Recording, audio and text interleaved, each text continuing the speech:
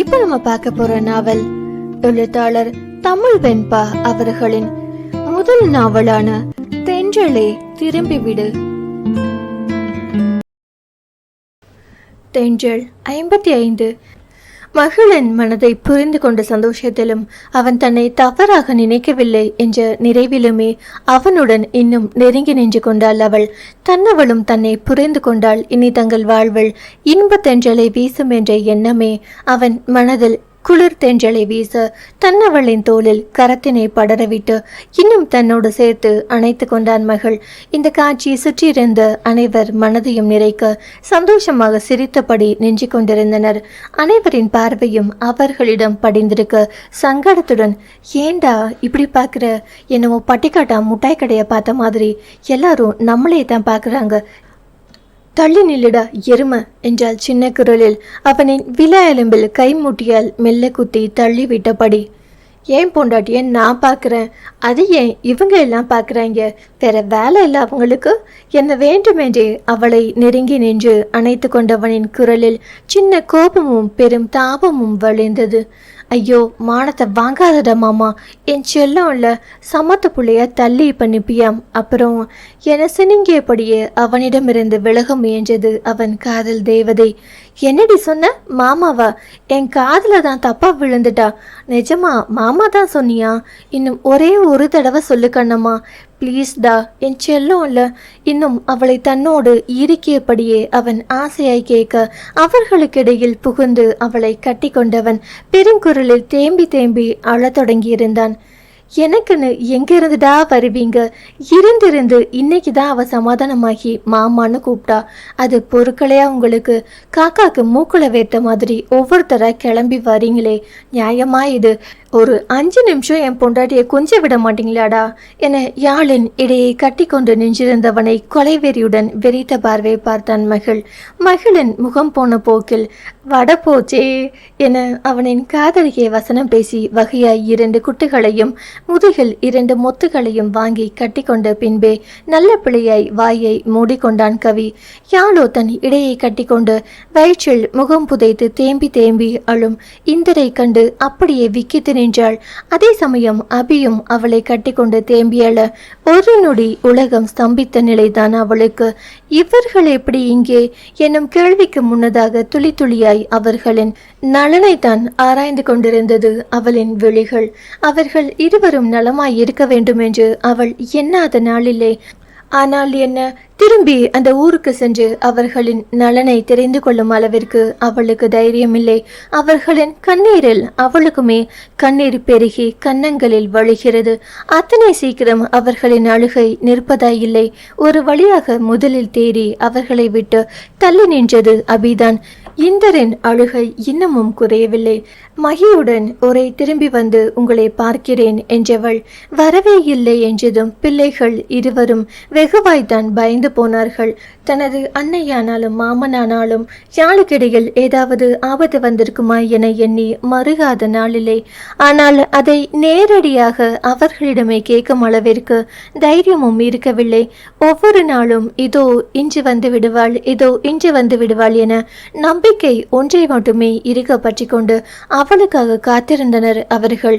இந்தற்கண்ணா என பாருடா, அம்மோ பண்ணது தப்புதான், அம்முதான் சாரி, ப்ளீஸ் என்னை பாருங்க தங்கம், அழக்கூடாது, நல்ல பிள்ளையில என்றால் தன்னிடமிருந்து அவனை பிரித்து கண்ணீரை துடைத்தபடியே. நீ பேசாதப்போ, அத்தையும் எங்களை விட்டுட்டு போயிட்டாங்க, நீயும் போயிட்டு, டெய்லி நீ வருவேன்னு வாசலையே பார்த்துட்டு இருந்தேன் தெரியுமா, நீ வரவே இல்லை. அழுகையினூடே தேம்பி தேம்பி சொன்னவனின் குரலில் குற்றம் சாட்டும் பாவம் இருந்தது. அவளும் எவ்வளவோ சமாதானம் சொல்லி பார்க்கிறாள். ஒன்றும் வேலைக்காகவில்லை.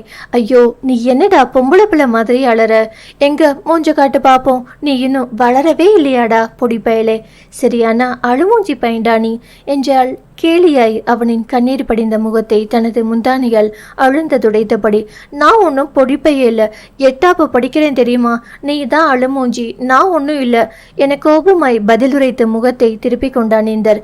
பாருடா என் அரை டிக்கெட்டுக்கு கோபமெல்லாம் வருது என்றவுடன் அவள் இன்னும் கேலி செய்து சிரிக்க இடுப்பில் கை வைத்து பெரிய மனித தோரணையுடன் அவளை முறைத்து பார்த்தான் அவன்.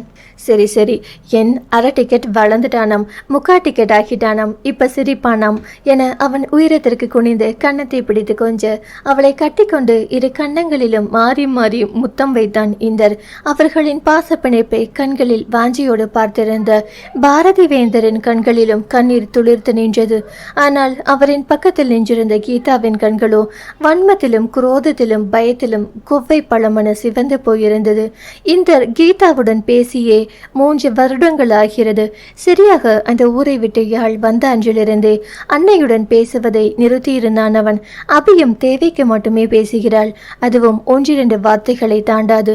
அதிலும் மறந்து கூட அவள் அம்மா என்று அதன் பிறகு கீதாவை அழைத்ததில்லை. கொஞ்சி கெஞ்சி அதட்டி மிரட்டி அடித்து என தனக்கு தெரிந்த அத்தனை வித்தைகளையும் பயன்படுத்தி பார்த்து விட்டாள் கீதா. ஆனால் இம்மி அளவு கூட பிள்ளைகள் மனம் இறங்கி வரவில்லை. பெற்ற தாய் அவளிடம் காட்டாத பாசத்தை அவள் வெறுப்பவளிடம் காட்டியதை துளியும் ஏற்க முடியவில்லை. அது மட்டும் இல்லாமல் விட்டது சனியன் சொத்தில் உரிமை கொண்டாட இனி யாரும் வரப்போவதில்லை என்ற எண்ணத்தில் மண் விழுந்த எரிச்சலும் இப்போது சேர்ந்து கொண்டது. எல்லாவற்றுக்கும் மேலாக எங்கே நடந்ததை அவள் பாரதி வேந்தனிடம் சொல்லிவிடுவாளோ என்ற பயமும் சேர்ந்து கொண்டது. அபியையும் இந்தரையும் யாழிடமிருந்து பிடித்து இழுத்து பிரித்த கீதா இந்தரை அடிக்க கைவோங்க யாழ் அவளை தடுக்க குறுக்கே பாய இந்தருக்கு விழ வேண்டிய அறை யாழுக்கு விழுந்திருந்தது. கண்ணிமைக்கும் நேரத்தில் நடந்த இந்த சம்பவத்தை எதிர்பார்க்காத அங்கிருந்த அனைவரும் ஒரு நொடி திகைத்து போய் பார்த்தனர். அடிக்கும் அளவிற்கு என்ன நடந்து விட்டதென அங்கிருக்கும் யாருக்குமே புரியவில்லை. ஏண்டி ஓடுகாலி கழுத, என் பிள்ளைங்கள நான் அடிப்பேன், இல்ல கொன்னே கூட போடுவேன், அதை கேட்க நீ யாரடி மானங்கெட்ட சிரிக்கி என யாழை பார்த்த கீதா பெருங்குரல் எடுத்து கத்த இந்தரும் அபியும் அவளுடன் இன்னுமே ஒன்றி ஒடுங்கி நின்றனர். தாய்கோழி பருந்திடமிருந்து தன் குஞ்சுகளை காக்க சிறகுகளுக்குள் அரவணைத்துக் கொள்வதைப் போல் தன்னுடன் சேர்த்து அணைத்து கொண்டவளின் கண்களிலுமே பயம் மட்டுமே. தன் பிள்ளைகள் யாழுடன் ஒன்றி நிற்பதை பார்த்தவளின் கோபம் இன்னுமே அதிகரிக்க, ஏண்டி அப்பம் பேரு தெரியாத அநாத சிறுக்கி நீ ஏன் பிள்ளைங்கள எனக்கு எதிர திருப்பினது பத்தாதா, இப்ப என்கிட்ட இருந்து பிரிக்க வேற பாக்குறியா என்றபடி அவளை அறைய கையை ஓங்க மகள் பாய்ந்து அவளை தடுப்பதற்கு முன்பாக வேறொரு கரம் அழுத்தமாக பிடித்து தடுத்திருந்தது. நானும் பாக்குறேன், ரொம்ப தான் ஓவரா போறீங்க, இன்னொரு தடவை என் யாழை அடிக்க கை ஓங்குனீங்க, நான் மனுஷனாவே இருக்க மாட்டேன், பெரியவங்கன்ற மரியாதையை காப்பாத்திக்கோங்க இல்ல என்றான் கதிர் கீதாவின் கையை உதறி தூர தள்ளிவிட்டபடி. இல்லனா என்னடா பண்ணுவ, உன்னால என்னடா பண்ண முடியும், துப்பு கேட்ட நாய, அந்த ஓடுகாலி நாயோட ஓடி போன நாதரி பைதான நீ, அவளுக்கு சப்பக்கட்டு கட்டாம இருப்பியா பொறுக்கி நாய என்றாள் கீதா சீற்றமாய். வார்த்தையை அளந்து பேசுங்க, யாரை பார்த்து என்ன சொல்றீங்க, இப்படி நாக்க கூசாம பேசுறீங்களே, நீங்களும் ஒரு பொண்ணு தானே, இன்னொரு பொண்ணு எப்படி உங்களால இப்படி தப்பா பேச முடியுது என்றால் அருவருத்த குரலில் கொடி கணவனுக்கும் அவன் தோழிக்கும் இணைவாக. நீ யாரடி புதுசா பெருசா எனக்கு தெரியாத நியாயத்தை சொல்ல வந்துட்ட, வீட்டை விட்டு ஓடி போன கழுதைங்களை ஓடுகாலின்னு சொல்லாம வேற என்ன சொல்லுவாங்களாம் என்றாள் கீதா நக்கலாய். நான் அவரோட பொண்டாட்டி, அவரையும் யாழக்காவையும் தப்பா பேசுறத பார்த்துட்டு நான் சும்மா இருப்பேன் நினைக்காதீங்க என்றாள் கொடி ஆக்ரோஷமாய். ஓ, நீ பொண்டாட்டினா இழுத்துட்டு வந்த அவ என்ன உன் புருஷனுக்கு கூத்தியாளா, பார்த்தாலும் பார்த்தேன், இப்படி ஒரு கேவலத்தை எங்கேயும் பார்க்கலடி அம்மா, புருஷனோட கள்ள பொண்டாட்டிக்கு பறிஞ்சிட்டு வரவள என் வாழ்க்கையிலேயே இன்னைக்குதான் பாக்குறேன் என்றால் அதிசயம் போல் அங்கலாய்த்து. இன்னொரு வார்த்தை என் பொண்டாட்டிய பத்தி பேசுனீங்க, பெரியவங்கன்னு கூட பார்க்க மாட்டேன் என கீதாவை விரல் நீட்டி எச்சரித்தான் மகள்.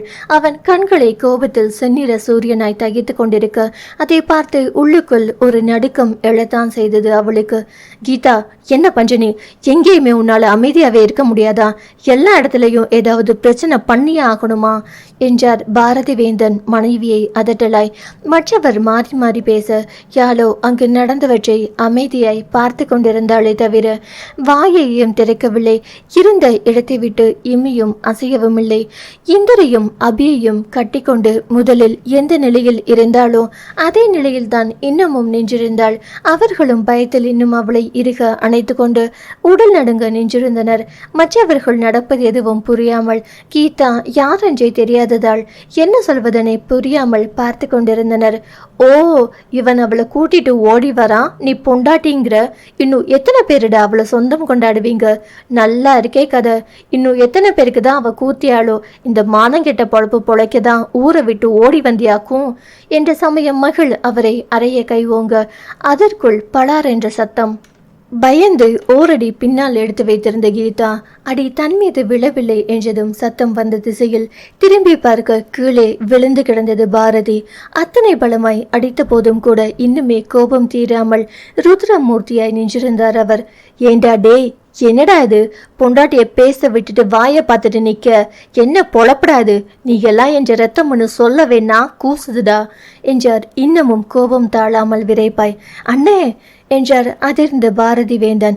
வாய மூடுடா, ஒரு வார்த்தை பேசுன இந்த இடத்துலயே குழி தோண்டி புதைச்சிடுவேன். இந்த அறைய என்னைக்கோ நீயும் பொண்டாட்டிக்கு கொடுத்திருந்தா இன்னைக்கு சபைக்கு நடுவுல என் மருமவளை பேச எந்த நாய்க்காவது தைரியம் வருமாடா என்றார் கர்ஜனையாய் மூர்த்தி.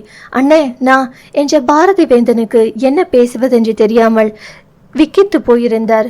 இன்னுமே அவரை உற்று பார்த்து தன் கணவரை அடித்தது மூர்த்தி தானா என சந்தேகமாய் பார்த்து கொண்டிருந்தாள் கீதா. பாரதி வேந்தன் அமைதியாய் இருப்பதை பார்த்தால் மூர்த்தியை தவிர வேற யாராகவும் இருந்துவிட முடியாது என்றுதான் தோன்றியது. காலையில் கூட தன் நண்பன் மகளின் திருமணம் என்று சொல்லிதான் இங்கு அவர்களை அழைத்து வந்திருந்தார் பாரதி வேந்தன். வந்த இடத்தில் திடீரென யாழை பார்க்கவும் தான் இந்தரும் அபியும் வெகுவாய் உணர்ச்சி வசப்பட காரணம். இங்கு வந்து மூர்த்தியை பார்க்கும் வரைக்குமே கூட அது மூர்த்தியின் குடும்பம் என தெரியவில்லை கீதாவிற்கு. இத்தனை நாள் யாரை பழிவாங்க வேண்டும் என்ற எண்ணத்தில் அவரை பழிவாங்க முடியாமல் சுற்றியிருந்தவர்களை வதைத்து கொண்டிருந்தாலோ அவரை தன் எதிரே கண்முன் நின்றாள். சும்மா இருக்க முடியுமா? நேராக மூர்த்தியின் சட்டையை பிடித்தவள் மனதை அந்த நொடி ஆக்கிரமித்திருந்தது. தன்னை மணமேடை வரை கொண்டு வந்து நிறுத்திவிட்டு வேண்டாம் என்ற மூர்த்தியை எப்படியாவது அவமானப்படுத்திவிடும் எண்ணம் மட்டும்தான். ஏயா, குடும்பமே இப்படிதானா? தூ, நீ என்னன்னா எவ்வளையோ இழுத்துட்டு ஓடி போன உன் தங்கச்சி எவனுக்கோ கூத்தியால இருந்துட்டு அறுத்து கட்டிட்டு வந்து வீட்டோட குந்திட்டா. இப்போ உன் தங்கச்சி மவ எவன் புருஷனே தெரியாம பேசியாட்டம் ஊற மேஞ்சிட்டு நிக்கா. தூ, என்ன குடும்பம் இது? இந்த பொழப்புக்கு மொத்தமா நாண்டுகிட்டு சாவ வேண்டிதானே? அவள் மூர்த்தியின் சட்டையை பிடித்து உலுக்கி கொண்டே பேச அவளை அடிப்பதற்காக தொட்டால் கூட பாவம் என்ற பாவனையில் சிலை போல் அருவருப்பில் முகம் சுளித்து நின்றிருந்தார் மூர்த்தி. கீதாவின் ஒவ்வொரு வார்த்தையும் நஞ்சாய் காதல் பாய அவளை மூர்த்தியிடமிருந்து பிரித்து பலாரென அறைந்திருந்தார் பாரதி. இதை என்றோ செய்திருக்க வேண்டுமோ என மனம் குமைந்து போனது. விக்கித்து போய் அவரை வெறித்து பார்த்தாள் கீதா. இரண்டாம் முறையாக தன்னை கணவன் அடைத்து விட்டான் என்பதை தாழவே முடியவில்லை அவளுக்கு. வீரமரவரை கை நீட்டி பேசிய போது வாங்கியது மீண்டும் இப்போதுதான் விழுகிறது. அவள் கீழே விழுந்து விடாமல் இருக்க தன் ஒரு கையால் அவளின் கைமுட்டிக்கு மேலே அழுத்தமாய் பிடித்திருந்த பாரதி தன் பலம் மொத்தத்தையும் திரட்டி இன்னும் 4 அறைகளை இடியென அவள் கன்னத்தில் இருக்க நிலை குலைந்து போனாள் கீதா. தள்ளாடியபடியே நின்றிருந்த கீதாவை விழாமல் பிடித்திருந்தது பாரதியின் கை. பாரதி பிடித்திருந்த இடம் தீப்பட்டதை போலெறிய கண்ணீர் வழிய அவரை வெறித்து பார்த்திருந்தாள் கீதா. தொடரும். அடுத்த அத்தியாயம் நாளை கேட்கலாம். கதையை தொடர்ந்து கேட்கணும்னா சேனலை சப்ஸ்கிரைப் பண்ணுங்க. நன்றி. பேசும் கதைகளின் குரலாய் நான் மனோசங்கரி.